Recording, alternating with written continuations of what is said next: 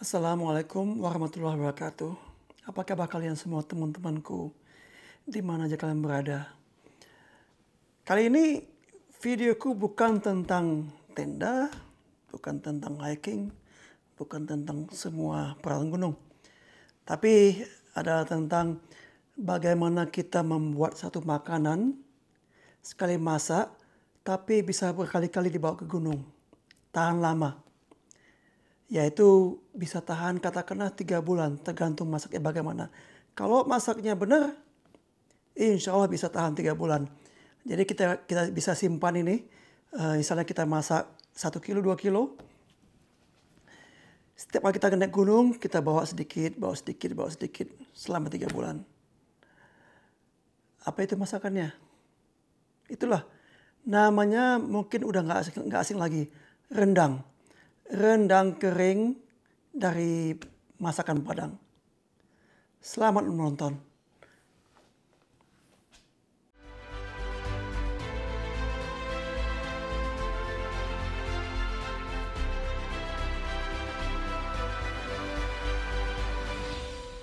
Untuk bumbu-bumbu yang bakal digiling adalah cabai.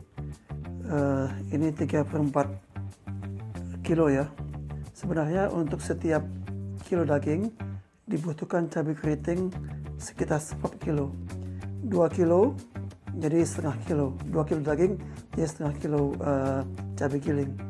Tapi karena aku mau ini lebih pedas dan aku suka rasa pedas, sengaja aku memakai ini cabai keritingnya 3/4 kilo untuk 2 kilo daging. Kemudian sekitar 25 siung bawang putih yang besar dan sekian jahe dan seperti ini lengkuas. Kemudian serai sebenarnya ada 6 batang, bisa di squash gitu ataupun juga ikut digiling ya, ikut di blender. Di sini aku bakal pakai ini blender agak besar dikit supaya muat semuanya. Nah, untuk dimasak di gongseng dengan bumbu ini adalah daun jeruk dan daun kunyit. Daun jeruk juga bisa diiris-iris ataupun juga bisa ikut di blender. Tapi saat ini aku bakal digongseng aja daun jeruknya dengan daun kunyit. Nah, kemudian untuk santan, aku memakai santan kental ini dari perasan 5 kelapa ya, yang kentalnya. Kalau nanti setelah dikeringkan, daging ini belum empuk, bisa ditambahkan dengan santan cair ataupun air secukupnya. Oke, mari kita mulai untuk memotong cabai kecil-kecil, kemudian mengiris jahenya dan mengiris lengkuasnya untuk supaya mudah kerjanya si blender ini. Terlebih dulu ya kita bersihkan ininya, cabenya, dibuang ekornya ya, sebelum kita potong kecil-kecil.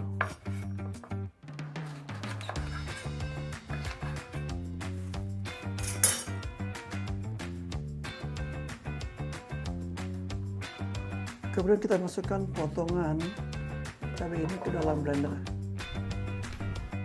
Nah, ini genggaman terakhir setelah semua dipotong buntutnya. Kita lihat udah hampir penuh blender ini ya. Tapi nggak ada masalah, nanti selancur semuanya. Nah, bagi yang suka mengupas kulit jahe itu serah ya. Tapi bagi aku rasa jahe ini lebih terasa kalau kulitnya disertakan. Yang penting kulitnya sudah dibersihkan dulu, sudah dibilas. Ya, tinggal potong kecil, diiris kecil seperti ini sebelum dimasukkan ke blender.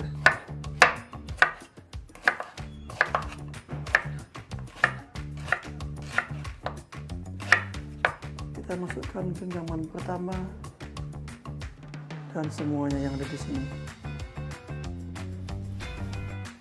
Ini baru aja jahe dimasukin kepenuhan. Jadi untuk itu ya kita bakal di blend dulu nanti menurun, baru kita masukin yang selanjutnya.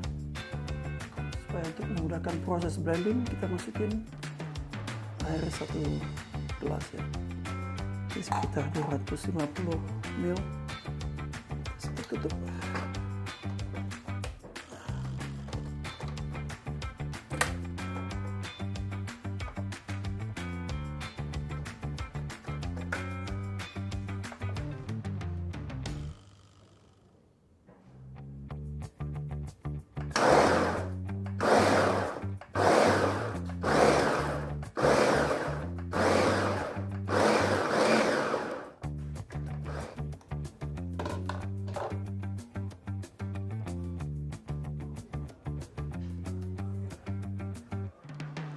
Kemudian kita akan memotong bawang putih dan lengkuasnya.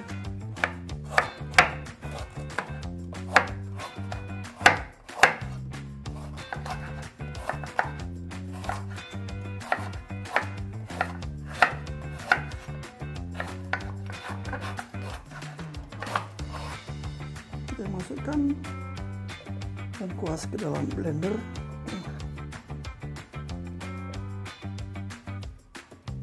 Masukkan ke dalam blender, teruskan semua ya, sekitar 20-an ke 25. Kemudian giliran serainya kita cuci dulu.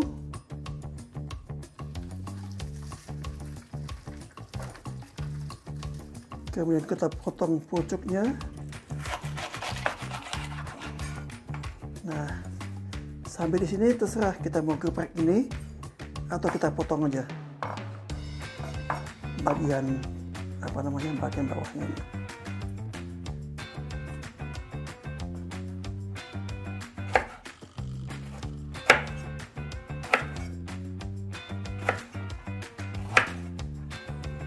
Kita tinggal potong bagian kotornya. Ya, biasakan dari pasar itu kadang-kadang nggak dicuci kan sepenuhnya. Nah, kemudian kita tinggal iris saja secukupnya sehingga bisa dimasukkan ke dalam blender.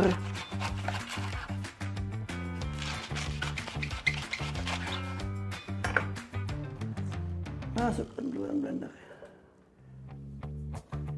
dan tutup. On, kemudian tinggi. Nah, di dalam blender ini setelah aku masukkan sekitar 3 gelas air, jadi katakanlah sekitar 600 ml air, beraduk dengan bumbu yang tadi digiling. Ini udah siap untuk dimasak di dalam panci nanti. Tapi sebelumnya kita akan membersihkan kentang-kentang kecil ini terlebih dahulu. Dan sambil menunggu ini direndam, kita akan memotong daging ini sebesar ya katakanlah 2 cm ya atau 3 cm, tergantung selera. Tapi ingat, makin kecil ini potongan daging, semakin cepat mendidihnya.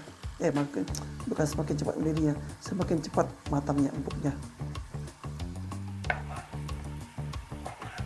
Jadi sekitar sebesar ini ya, kita potong dadu sampai menunggu kentangnya bersih dan memotong daging.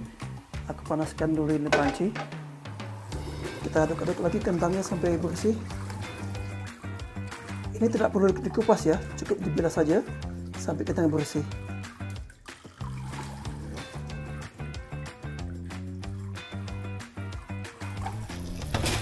Dengan mengaduk-aduk seperti ini, sesama kentang saling bergesekan sehingga membersihkan diri sendiri dari itunya, dari tanah-tanah yang melekat di kentang tadi. Setelah dicuci bersih, ini kentang tidak ada lagi kotorannya ya atau tanahnya. Jadi kita saring aja di sini untuk meyakinkan bahwa ini bersih. Nah, ini sudah cukup bersih, putih semua. Kita akan memasukkan bumbu ini ke dalam panci yang sudah panas. Sebaiknya pancinya lumayan panas ya, bisa dirasakan dengan jari, dengan tangan maksudnya. Oke, kayaknya udah cukup panas. Ini kita pakai panci telon ya, jadi tidak perlu minyak.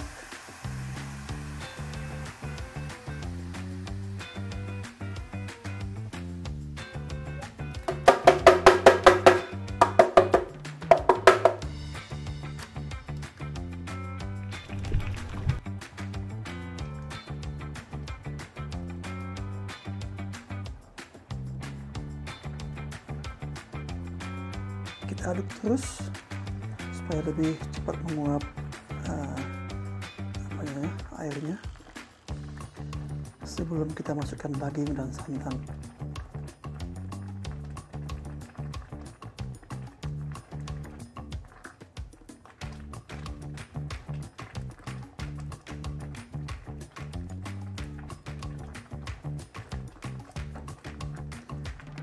Oke, kemudian kita masukkan daun jeruknya ya,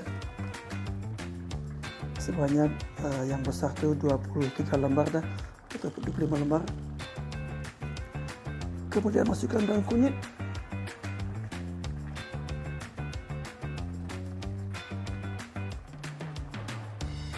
kemudian kita masukkan dagingnya. Semoga aja pancinya cukup ya, ini panci yang paling besar yang aku ada punya di sini. Nah, karena ternyata tadi itu nggak cukup ya, 2 kilo daging ini dimasukkan tadi ke katel ataupun kuali kecil. Ini aku pilih yang ini, soalnya belum lagi nanti dimasukin ke kentangnya kan.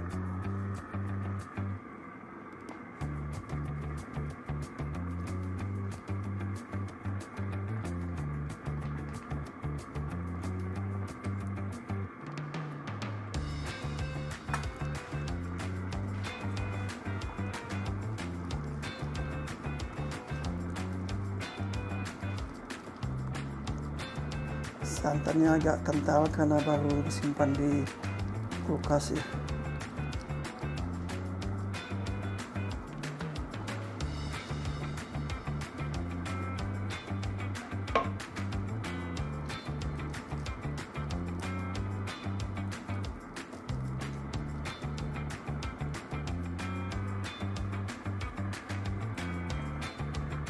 Nah, setelah dimasukin santan ini, jangan lupa terus diaduk-aduk terus.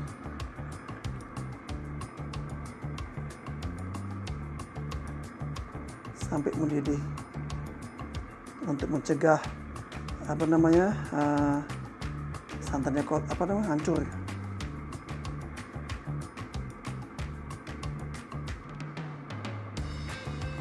Setengah jam telah berlalu. Terus saya diaduk. Kita nggak mau santannya pecah ya.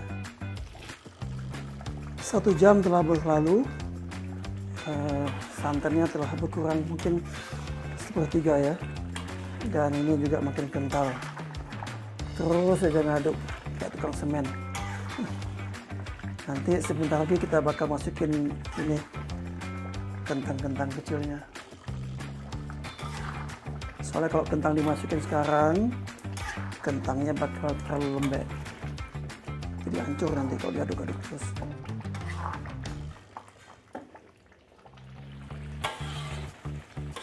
Setelah hampir 1,5 jam ini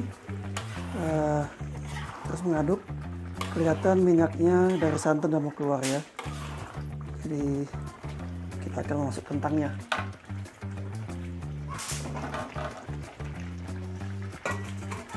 Terus diaduk aja.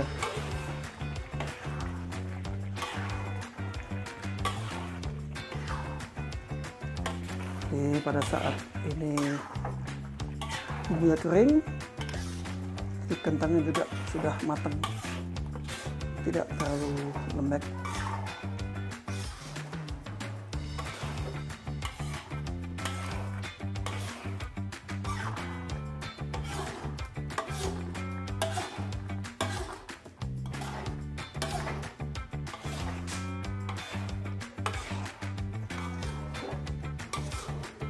Seperti yang kalian lihat dari pertamanya agak ke putih, sekarang udah menjadi oranye ya, agak kemerah-merahan. Nantinya setelah jadi akan lebih gelap lagi warnanya ini, hampir seperti coklat gitu loh warnanya.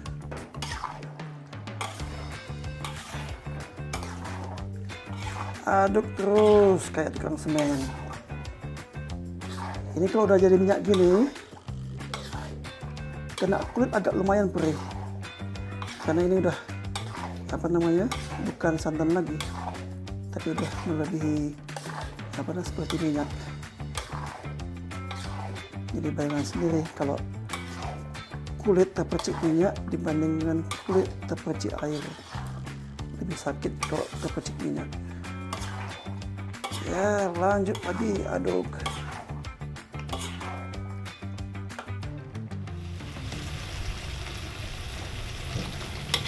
Akhirnya setelah berapa lama diaduk terus sampai kering seperti ini, kita hampir selesai membuat rendang kering seperti ini.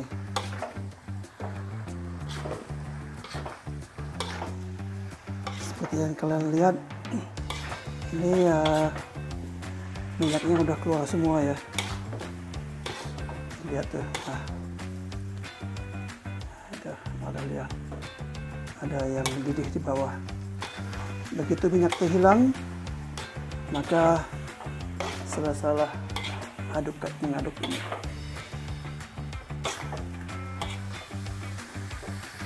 Nah, setelah diaduk sedemikian lama, ini kayaknya udah hampir selesai ya. Tapi ini bagi aku sih masih basah. Setelah diaduk-aduk cukup lama, ini udah hampir selesai ya. Sebenarnya untuk bagusnya ini diaduk lagi sampai kering, sampai lebih kering dari ini gitu loh. Tapi untuk kepentingan video ini, aku sudahin aja di sini, dan mari kita sajikan untuk disantap.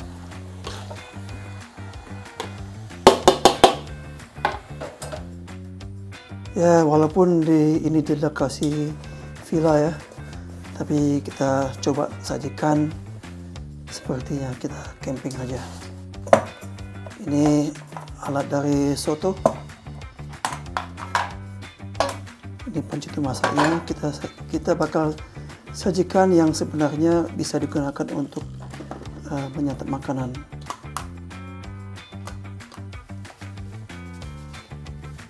Ini yang dilapisin cozy untuk membuat ini hangat lebih lama. Nah, di sini kita masukkan nasi. Anggap aja kita suka makan nasi gitu loh. Padahal sebenarnya aku jarang banget membawa beras untuk dimasak. Selain masaknya lama dan juga rasio berat dengan kalori yang terkandung itu tidak sepadan. Ini nasinya masih panas.